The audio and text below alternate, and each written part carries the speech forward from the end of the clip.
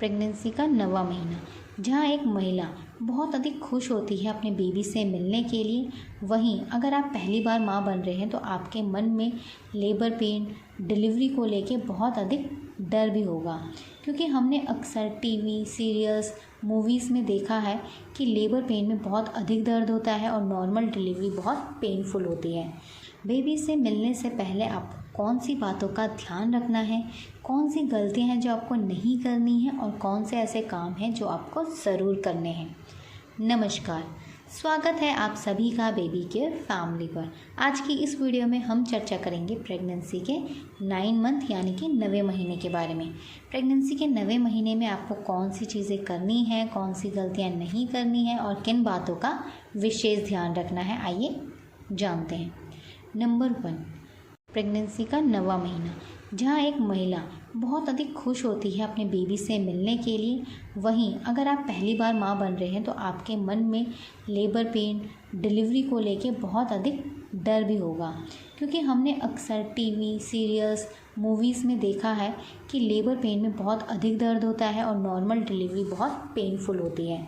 इसलिए आपके मन में एक डर है जो आपको नहीं बनाना है।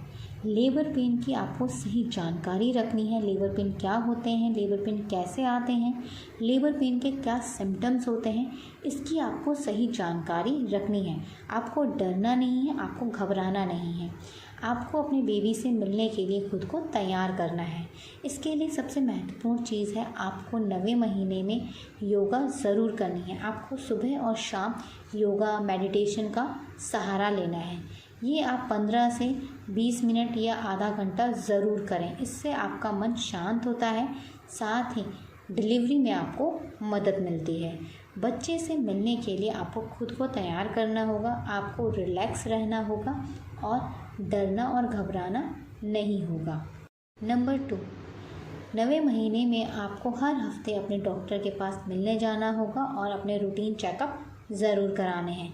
साथ ही आपको अपने डॉक्टर के साथ कांटेक्ट ज़्यादा रखना है, क्योंकि 9वें महीने में आपको बहुत अधिक बदलाव होंगे और हो सकता है आपको कोई परेशानी अधिक हो, तो आपको तुरंत अपने डॉक्टर से बात करनी है और डॉक्टर से मिलना है और उनको अपनी सिचुएशन के बारे में बताना है। नंबर 3, 9वें महीने में आपको अपनी डाइट का विशेष ध्यान रखना है। 9वें महीने में क्योंकि आपके पेट का आकार बहुत अधिक बढ़ गया है और आपको कॉन्स्टिपेशन की प्रॉब्लम बहुत अधिक होगी, इसीलिए आपको बहुत हैवी खाना नहीं खाना और पेट भर कर खाना नहीं खाना। आपको लिक्विड डाइट लेनी है, ज़्यादा से ज़्यादा तरल पदार्थ लेने हैं और आपको पेट भर कर खाना नहीं खाना है। पोषक तत्व लेने हैं और हर 1 से 2 घंटे में आपको हल्का फुल्का खाना ज़रूर खाना है। 9वें महीने में आपको अपनी डाइट में दूध ज़रूर शामिल करना है। साथ ही आपको दूध में घी डालकर भी लेना चाहिए। आप चाहें तो दूध में केसर डाल के ले सकते हैं, वहीं आप दूध में किशमिश या मुनक्के भिगाकर भी खा सकते हैं। इससे आपको डिलीवरी में बहुत अधिक मदद मिलती है। केसर जब आप दूध में डालकर पिएंगे तो आपको 2 से अधिक रेशे केसर के नहीं यूज़ करने हैं। इसी के साथ आपको फल, हरी सब्जियां और दालें ये अपनी डाइट में शामिल ज़रूर करनी है। ड्राई फ्रूट्स को भी आपको अपनी डाइट में शामिल करना है। आप लास्ट के कुछ महीनों में हलवा खा सकते हैं, लड्डू खा सकते हैं जो डिलीवरीज़ में खाए जाते हैं। आप इन सब चीज़ों का इस्तेमाल कर सकते हैं, इनसे आपको डिलीवरी में मदद मिलेगी। नंबर 4, अब आपका बेबी पूरी तरीके से विकसित है। अब वो तैयार है बाहर आने के लिए। 9वें महीने में बच्चा अपने आप को तैयार करता है बाहर निकलने के लिए। तो इस दौरान आपको कौन सी बातों का विशेष ध्यान रखना है। नंबर 1, आपको टेंशन नहीं लेनी है। आपको खाने का विशेष ध्यान रखना है। आपको रूटीन चेकअप कराने हैं। आपको लेबर पेन की सही जानकारी रखनी है। आपको अपनी जो डिलीवरी डेट है उसके लिए डॉक्टर से कंटिन्यू बात करनी है। बच्चे के लिए शॉपिंग करनी है, बच्चे के लिए बैग पैक करना है, अपने लिए बैग पैक करना है, डिलीवरी के लिए हॉस्पिटल डिसाइड करना है। इसी के साथ ज़रूरी बात, आपको खुश रहना है, आपको रिलैक्स रहना है और आपको आराम भी ज़रूर करना है। साथ ही लास्ट महीने में आपको पानी भी सही मात्रा में लेना चाहिए। पानी की कमी या आपके शरीर में ब्लड की कमी या अगर आपका बीपी हाई है तो ये सारी चीज़ें डिलीवरी के टाइम आपको परेशान कर सकती हैं। इसलिए आपको 9वें महीने में ऐसी चीज़ें लेनी चाहिए जिनमें आयरन अच्छी मात्रा में शामिल हो। साथ ही आपको लिक्विड डाइट लेनी है, पानी लेना है जिससे आपके शरीर में भी पानी की कमी ना हो। आपको रोज़ाना गहरी सांस भी लेते रहना है और ब्रीथिंग एक्सरसाइज करनी है, क्योंकि डिलीवरी के टाइम आपकी बॉडी में ऑक्सीजन की कमी हो सकती है, इसलिए आपको ब्रीथिंग एक्सरसाइज पहले से ही करनी है। नेक्स्ट, आपको ये पता होना चाहिए कि नॉर्मल डिलीवरी के लिए सर्विक्स का मुंह कितना खुलना चाहिए। आपके सर्विक्स का मुंह जब 10 सेंटीमीटर खुलता है तो आपकी नॉर्मल डिलीवरी बहुत ही आराम से हो जाती है। इसलिए 9वें महीने से आपको कुछ ऐसी एक्सरसाइज करनी चाहिए जिससे आपके जो सर्विक्स का मुंह है वो जल्दी से खुल सके। 9वें महीने में आपको ज़्यादा एक्टिव रहना चाहिए, वॉक करनी चाहिए और कुछ एक्सरसाइज होती हैं जैसे डक वॉक, चेयर पोजीशन और वॉक। ये चीज़ें आपको ज़रूर करनी है, ये आपको मदद करेंगी डिलीवरी में।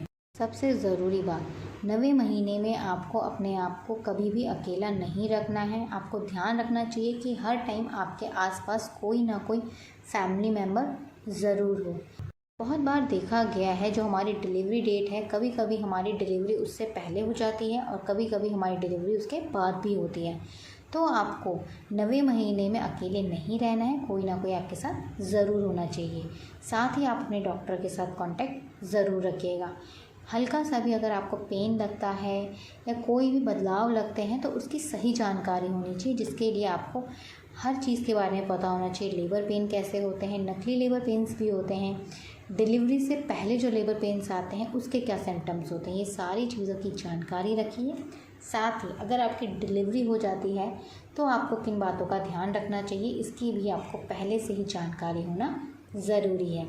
जैसे बच्चे को कैसे पकड़ना है, बच्चे को कैसे नहलाना है, बच्चे के लिए क्या चीज़ें ज़रूरी हैं क्या नहीं, ये सारी जानकारी आपको पहले से ही होनी ज़रूरी है।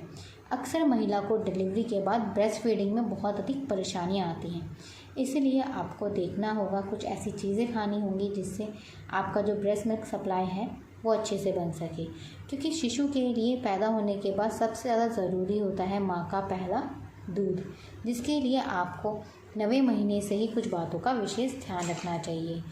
कुछ एक्सरसाइज होती हैं जैसे निपल स्टिमुलेशन की एक्सरसाइज, जिसकी मदद से आप अपने आप को डिलीवरी के लिए भी तैयार करते हैं और साथ ही आपके ब्रेस्ट में से मिल्क आने में भी आपको मदद मिलती है। 9वें महीने में आपको जितना हो सके खुश रहना है और रिलैक्स रहना है।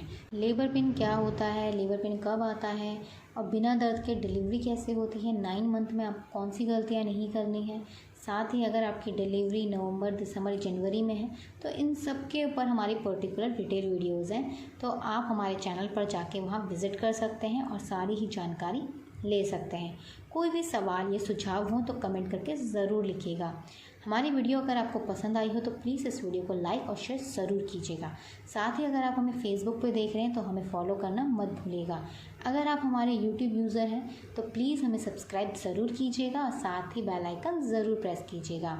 हमारी वीडियो को पूरा देखने के लिए आप सभी का धन्यवाद। मिलते हैं आपसे नेक्स्ट वीडियो में, तब तक के लिए अपना ध्यान रखिएगा।